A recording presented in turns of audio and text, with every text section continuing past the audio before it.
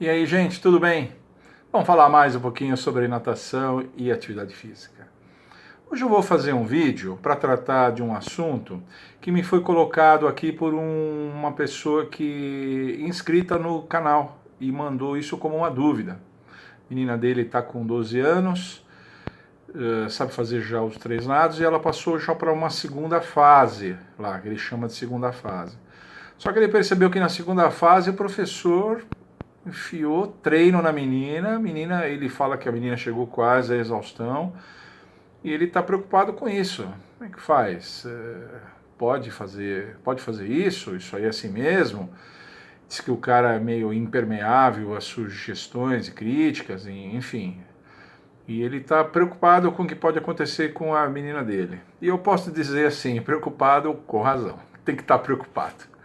Quando a gente pensa em transição entre o aprendizado e o treinamento, a gente tem que ter certos cuidados. Eu vou tratar desse assunto, esse assunto é muito vasto, tem muito detalhe. Eu vou tratar apenas das consequências que podem acontecer se a gente não prestar atenção em algumas coisas assim. Mas eu acho interessante começar a tocar nesse assunto. Achei que esse assunto, apesar que ele não pediu um vídeo, ele apenas pediu orientação minha e eu já dei essa orientação, mas eu achei interessante fazer um vídeo a respeito disso, porque muitos de vocês podem estar, muitos de vocês aí, papais, mamães, e muitos de vocês adolescentes também, porque isso frequentemente acontece na fase de adolescência, né? 11, 12 anos até 14, 15. Devido a estar finalizando o aprendizado dos nados, a menina de 12 anos sabe fazer 3 nados, ainda não tem o borbo, mas já passou para uma segunda etapa lá que o professor acha que a menina pode aguentar o treino que for. E o pai está preocupado. Então, quais são os cuidados que a gente tem que tomar? Essa transição, gente, tem que ser feita com cuidado, viu? Tem que ser feita de maneira gradual. O ritmo dela vai depender muito de vários fatores, não dá para dar uma receita pronta. A menina tem 12 anos, por exemplo, mas isso pode acontecer mais tarde, com 14, 15. Meninos e meninas entram na fase de adolescência em idades diferentes. A gente tem que levar em conta um monte de coisas, mas de qualquer maneira precisa ter um certo cuidado. Aqui na USP, para vocês terem uma ideia, eu tenho o meu curso, ele é dividido em aprendizado e aperfeiçoamento. Eu chamo de aperfeiçoamento. Aperfeiçoamento é exatamente essa fase de transição. O camarada já não é mais aluno, eu já chamo eles de atletas, para eles se sentirem mais gostosões, assim, entendeu? Mas não é um treinamento ainda, até porque o nosso ritmo de aula aqui é de 2 vezes por semana. Não existe treinamento 2 vezes por semana, né? Então, eu chamo de aperfeiçoamento. É até recomendável uma fase dessa de aperfeiçoamento. Porque se a gente não tomar cuidado com isso, se a gente pegar um aluno de 12, 13 anos, 14 anos, enfiar treinamento nele, por melhor que ele esteja do ponto de vista técnico, algumas coisas ruins podem acontecer. Vamos falar sobre elas. A primeira coisa é perda de qualidade técnica. Por quê? Fácil explicar. A fase do aprendizado é uma fase onde os professores estão o tempo todo observando e corrigindo a parte técnica dos alunos, o tempo todo. E muitas vezes, quando o aluno sai do aprendizado e vai para uma fase posterior, dê a ela o nome que você quiser, os professores, em geral, são menos preocupados com a correção técnica. São muito mais preocupados com o volume de treinamento, são muito mais preocupados em monitorar os seus cronômetros para ver tempo, para tirar tempo, fazer tiros e melhorar o tempo, etc. São muito mais preocupados com esses outros aspectos do treinamento do que com os aspectos técnicos do movimento em si. Corrigem movimento, fazem uma correção ou outra aqui e ali, cotovelo, viradinha, alguma coisa assim, mas são muito menos. Os professores que estão em fases adiantadas, num curso de natação, são muito menos corretivos do que o de fases iniciais. Então o que acontece? Quando o aluno passa para essa fase, aqueles detalhes técnicos que o aluno já estava fazendo, mas que ainda não tinha fixado, incorporado no seu estilo próprio, eles se perdem. Há muitos casos disso, muitos casos, né? Então, é importante que o indivíduo, terminado o aprendizado, passe por uma fase, por exemplo, que eu chamei aqui de aperfeiçoamento, onde a gente ainda observa muito essa parte técnica, o movimento em si, o refinamento das trajetórias de braço, trajetória de perna, coordenação, a gente ainda faz isso. A gente já começa a se preocupar com o tempo, com o volume de aulas, está fazendo 1.600, 1.700 metros uma aula de 1 hora e tal. Nós já nos preocupamos com isso. Mas não é como treinamento mesmo, treinamento de 1 hora e meia, 2, que às vezes os técnicos pouco corrigem. Então a primeira coisa que pode acontecer é simplesmente perda técnica. Acontece isso. A segunda coisa que pode acontecer, precisaria nem dizer, né, são lesões. Porque veja, existem algumas estruturas do corpo que respondem ao treinamento de maneira diferente de outras. As estruturas que melhor respondem ao treinamento são estruturas que têm alto metabolismo, como por exemplo o ventre muscular, aquela parte do meio do músculo, a parte vermelhinha do músculo. Aquela parte, como tem alto metabolismo, tem muitas veias e tal, ela responde muito mais rapidamente, muito mais fortemente ao treinamento do que, por exemplo, os tendões, as pontas dos músculos, aquela parte mais esbranquiçadinha, do que os ligamentos, do que as bursas, do que o próprio tecido conjuntivo e o próprio tecido ósseo. Os atletas costumam ter ossos mais densos, né? Tecidos conjuntivos, algumas articulações do quadril, né? Aquele tecido conjuntivo, o atleta costuma ter tudo isso mais fortalecido, mas essas estruturas, como tem metabolismo baixo, elas respondem mais lentamente. E a gente tem que dar tempo para o organismo fazer isso, tempo, meses, para o organismo ir se acostumando.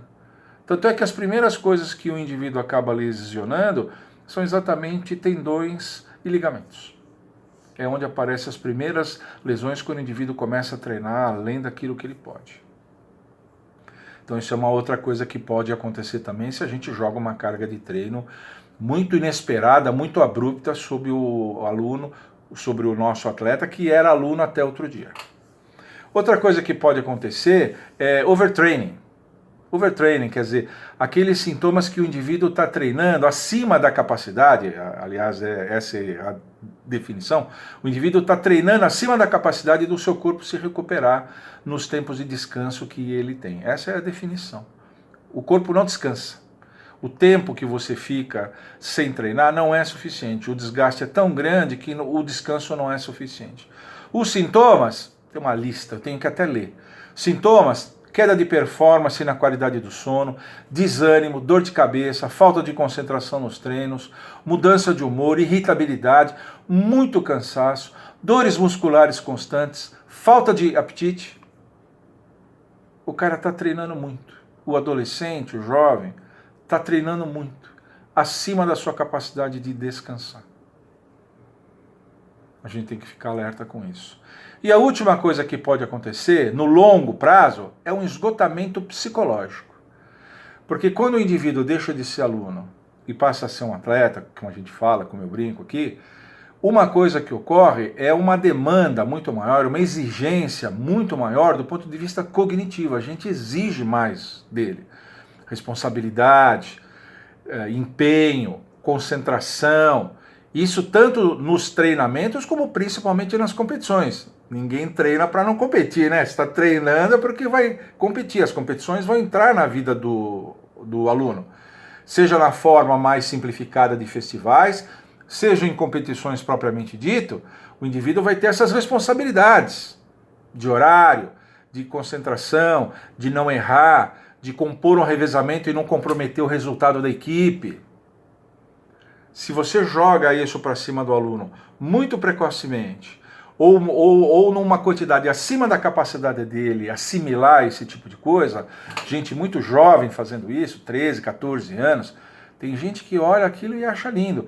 Eu fico olhando e falo, eu espero que ele esteja assimilando isso tudo, que ele tenha estrutura cognitiva e afetiva para assimilar isso tudo. Se não, o camarada joga tudo pro alto.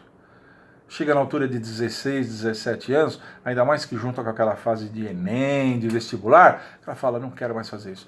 Não, meu filho, você gosta tanto, vamos continuar. Não, pai, não quero mais. Não quero. Quero me dedicar agora aos estudos e tal. E o camarada chuta tudo pro alto. Foi muito exigido. Foi muito exigido. Eu me lembro uma vez uma colega minha japonesa, e ela me falou que teve uma época da vida dela, que ela era adolescente assim, ela tinha competição todo final de semana. Ela tinha 54 competições por ano. Todo final de semana ela tinha competições, porque no caso dos alunos japoneses, há uma sobreposição. Existem as competições típicas da federação e existem competições ligadas à colônia japonesa. A colônia japonesa aprecia muito o esporte de natação, o que eu acho ótimo. Aliás, aprecio a postura dos pais com relação aos alunos da natação, eles são muito firmes com os alunos, eu acho bom isso. Mas a menina falou que ela competia todo final de semana. Todo final de semana. Isso é muito. Isso é demais. Com certeza era demais. Bom, ela desistiu de nadar, hoje não faz mais isso. Nada muito ocasionalmente, de maneira muito extemporânea e só quando ela quer.